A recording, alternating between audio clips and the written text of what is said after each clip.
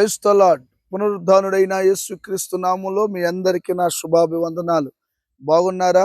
దేవుడు మీ అందరినీ ఆశీర్వదించును గాక. అనుదిన వాత్సల్యత అనునేటి వాక్య ధ్యానాన్ని ఈ పూట ధ్యానించుకుందాం రండి. పరిశుద్ధ బైబిల్ గ్రంథంలో యోవేలు గ్రంథం 2వ అధ్యాయము 26వ వాక్య భాగాన్ని నేను చదువుతాను. వీలైతే బైబిల్ తెరిచి వాక్యాన్ని గమనించండి. నా జనులు ఇక నిన్నటికి సిగ్గునొందరు. ఆమేన్. ప్రియమైన దేవుని బిడ్లారా, చదవబడిన ఈ వాక్య భాగంలో విన్నారు కదా, దేవాతి దేవుడు తన ప్రజలతో వాగ్దాన రీతిగా మాట్లాడుతున్నాడు. నా జనులు ఇక ఎన్నడూ సిగ్గునొందరు, ఇక ఎన్నడూ సిగ్గునొందరు అన్నాడు. ఇప్పటి వరకు సిగ్గు, అవమానం, నిందల మధ్యలో సంసారం కాపురాన్ని చేస్తున్నావా? నా దేవుడు భయపడకు, నా కుమార్తె భయపడకు. సిగ్గుపడిపోతున్నావా? అవమానపరచబడుతున్నావా? నిందించబడుతున్నావా? సిగ్గుతో తల ఎత్తుకోలేక బ్రతుకుతున్నావా? నా దేవుడు సూటిగా నీతోనే మాట్లాడుతున్నాడు. నా దేవుడు సూటిగా నీ పిల్లలతోనే మాట్లాడుతున్నాడు. ఇక్కడ ఏమంటాడంటే, నా జనులు ఇక ఎన్నటూ సిగ్గునందరు. చాలామంది ఎందుకు సిగ్గుపడిపోతున్నారు? చాలామంది ఎందుకు తలదించే పరిస్థితులు ఎదురవుతున్నాయి? వారి జీవితాల్లో త్రోవ తప్పి నడుస్తూ ఉన్నారేమో. దేవునికి దూరంగా బ్రతికి సొంత నడిపింపు, సొంత ప్రయత్నాల మధ్యలో సంచరిస్తూ కాలాన్ని గడుపుతూ ఇబ్బంది పడుతున్నావేమో నాకు తెలియదు, కానీ ఈ ఉదయకాలం నా దేవుడు నీతో మాట్లాడుతున్నాడు. నా జనులు ఇక ఎన్నడూ సిగ్గునందరు అని.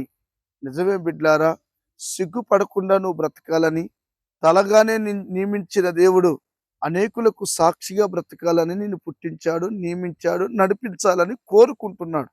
అయితే నువ్వెక్కడ పోయినా సిగ్గు, నువ్వెక్కడ పోయినా అవమానం, నీ అడుగులే శాపముగా మారి నీ వెళ్ళిన చోటే దరిద్రత వెంటాడుతూ భయపడుతున్నావా? శుభవార్త, నా దేవుడు ఈ పూట నీతోనే మాట్లాడుతున్నాడు తల్లి. నా దేవుడు నీతోనే మాట్లాడుతున్నాడు. ప్రియమైన తండ్రి, ఏమిటా మాట? నా జనులు, నన్ను ఆశ్రయించిన వారు, నా కోసం జీవించేవారు ఇక ఎన్నడూ సిగ్గునందరు. ఇప్పటి వరకు ఏయో రకరకాల వాటిల్లో సిగ్గుపడి అవమానపరచబడి కన్నీరే మున్నీరై బ్రతుకుతున్నావా? నా దేవుడు అంటున్నాడు, ప్రియమైన కుమారుడా, సిగ్గుపడాల్సిన అవసరం లేదు, సిగ్గుపడాల్సిన అవసరం లేదు. నా దేవుడు నీకు తోడుగా ఉండి నీ తలను పైకెత్తబోతున్నాడు. నీ సిగ్గును, అవమానమును, నిందను కొట్టివేయడానికి ఆయన చిత్తం పూనుకున్నాడు. బిడ్లారా, ప్రియమైన దేవుని ప్రజలారా, గమనించండి.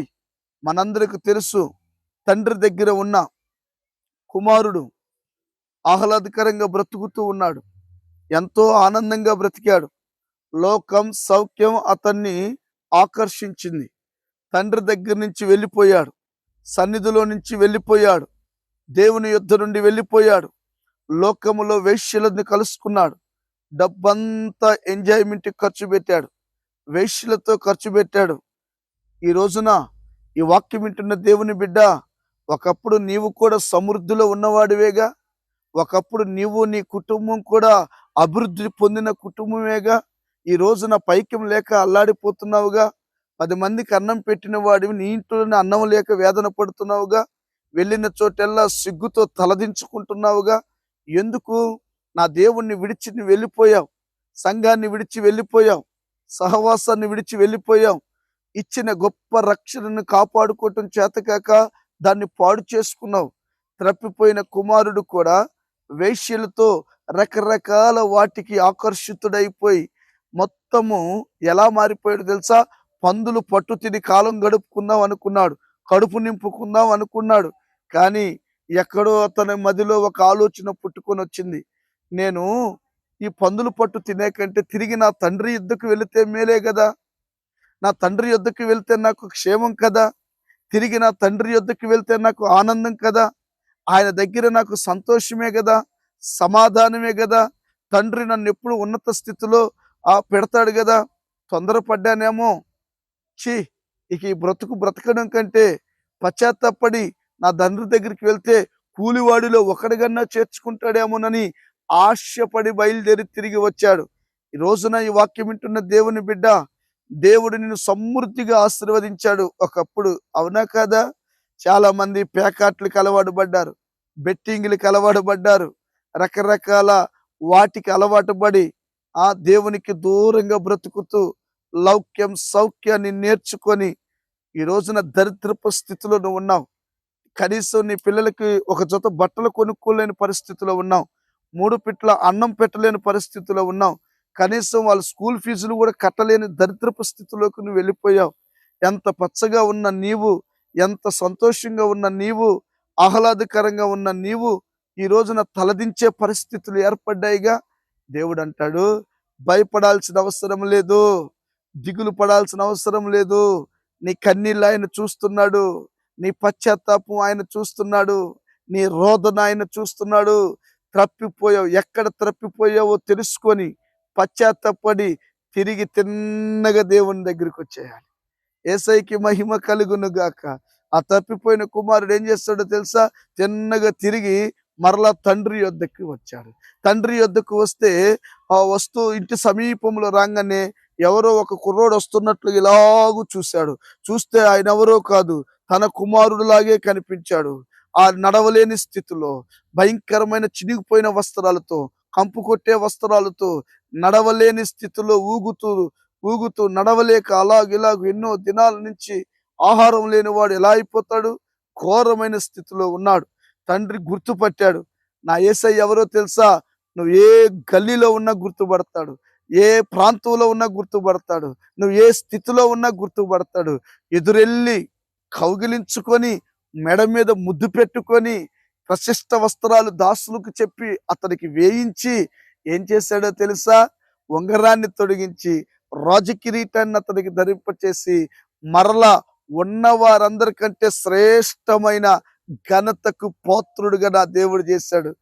ప్రియమైన దేవుని బిడ్డారా, సిగ్గు కొట్టివేయబడింది, నింద కొట్టివేయబడింది, అవమానం కొట్టివేయబడింది. ఈ వాక్యం విన్న తరువాత అయినా సిగ్గుపడే పనులు ఏమైనా నువ్వు చేస్తుంటే పశ్చాత్తాపడి తండ్రి యొద్దకు తిరిగి నువ్వు రాగలిగితే ఆ తండ్రి 2 చేతులు ఇలాగు చాపి పిలుస్తున్నాడు. నా కుమారుడా రా, నా కుమార్తె రా. లోకంలో పడిపోయావా? పాపంలో పడిపోయావా? శాపంలో పడిపోయావా? దరిద్ర స్థితిని అనుభవిస్తున్నావా? తిరిగి ప్రభు దగ్గరికి రాగలిగితే ఆయన మరలా నీ సిగ్గును కొట్టివేసి రక్షణ వస్త్రాన్ని ధరింపచేసి అనేకులకు నిన్ను వింతగా ఊరూరా ఊరూరా ఊరేగించి నీ ద్వారా ఆయన మహిమను పొందుకుంటాడు. విన్నారు కదా? యేసయ్య నీ సిగ్గును కొట్టివేయడానికి ఆయనే చిత్తం పూనుకుంటున్నాడు. గనుక ఆయన దగ్గరికి వచ్చి పశ్చాత్తాపడితే పోగొట్టుకున్న ఘనత కీర్తి నీకు ఇచ్చి నీ అవమానాన్ని కొట్టివేసి నీ సిగ్గును తొలగించి నడిపించునుగాక. ఆమేన్. తలలు వంచండి, ప్రార్థన. ప్రేమ కలిగిన మహాపరిశుద్ధుడా, నా జనులు ఇక ఎన్నడూ సిగ్గునందరన్నావు. నిజమే ప్రభువా, సిగ్గుపడే పనులు మేము చేసి మా బిడ్డలు ఎవరైనా తప్పిపోయి ఉంటే, ఈ వాక్యం వింటున్న వారు తప్పిపోయి ఉంటే వారికి పశ్చాత్తాపాన్ని కలిగించి తిరిగి నీ యొద్దకు రాగలిగితే హక్కున చేర్చుకొని గణపరుస్తానంటున్నావు. సిగ్గును కొట్టివేసి తలగా నియమించి నడిపిస్తానన్నావు. అలా నడిపించి కృప చూపి వాడుకోమని యేసు నామాన్ని అడిగి పొంది నాము తండ్రి. Amen, amen. Thank you. God bless you. దేవుడు మీ అందరిని దీవించును గాక. ఆమెన్.